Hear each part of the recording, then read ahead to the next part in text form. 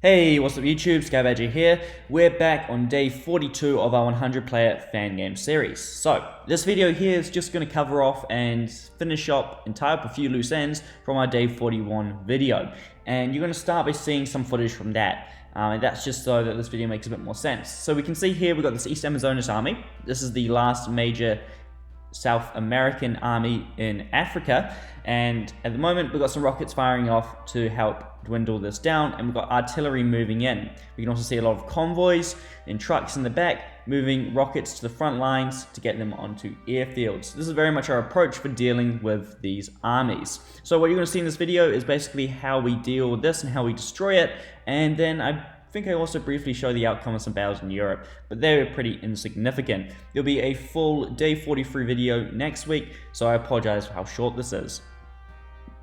So basically, that is the last army that the South Americans have. And as we can see later on in the day, we've dwindled it down to 47 already with rockets, and we've engaged it and targeted it in that city right there. So the reason we went for this is that it's still a large majority armor, and as we all know, armor sucks in cities. So although we only had 10 troops available, we sent those into the city along with some of our allied troops, and we made him engage us in combat. Now what this did was it made his troops stop and made them easy targets for rockets, which we can now see are firing off. In total, I believe we fired 10 rockets on this occasion.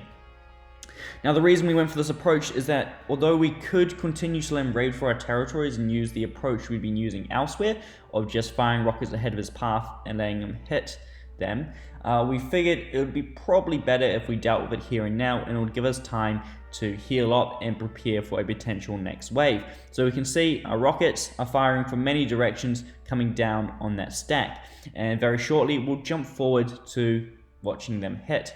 As you can see there, we've now got some SP-RT in the region, and this is courtesy of Rog. It's not going to participate in this fight, however, we will use that powerful stuff in future combats. So, we've got artillery in the region, they're also pummeling it. We don't expect to be able to eliminate this stack here and now with rockets, however, we're fighting a defensive battle, so if we can dwindle it down to some similar numbers with us, say get it down to 20, our troops will be able to finish it off. At the same time too, if we come back up into Europe, we can briefly see that we are pushing down in Italy, pushing Yugoslavia out. Now most of that land had probably actually rebelled to him, not his troops, so we're just taking that back. At the same time too, we can see we finished off those Finnish troops and those North USA troops that were in Europe, and we now control that territory. We've got some troops stationed there until we can steady out the morale. If we jump back down to what's happening in Africa, we can see that those rockets are now falling in. We can see that we got 8 rockets inbound on the target and will arrive in what appears to be 28 seconds. So we expect these to do a lot of damage, however we don't expect these to wipe them out. So there you can see the composition of the enemy army, and this will give us a good view of what takes a lot of hits. It's worth noting here that the strongest units in the stack are probably actually the commando units. Because he's in the city, his SBRT, his regular special AA, and his tank destroyers and light tanks will all take increased damage. So it'll be interesting to see how quickly this dwindles down. Our first 6 is heading in right now, and it's got 2 following up from behind. Ideally, we want to get this down as close as we can to 20. However, we've got rockets coming in to back them up later on. So if we can draw this fight out, our chances of destroying the stack here are a lot better. So let's see how much damage these rockets do.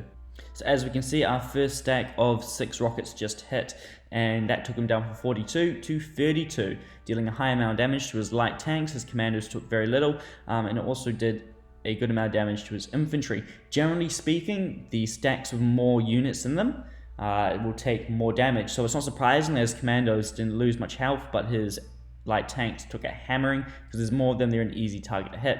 That second rocket just hit, well technically the 7th, and we have dwindled him now down to 28. We've got another one coming in right now, and that's going to hit and draw him down closer to 20. At this point, this is actually pretty good odds for us. Our stack, our army in there has some good infantry and anti-tank weaponry. So although his commanders will be doing a lot of damage, we can draw this fight out now longer to send in more rockets, and because I know what happens here, I know we will destroy this stack. So finishing on 25, that's a success right there. I'll see you in the next episode.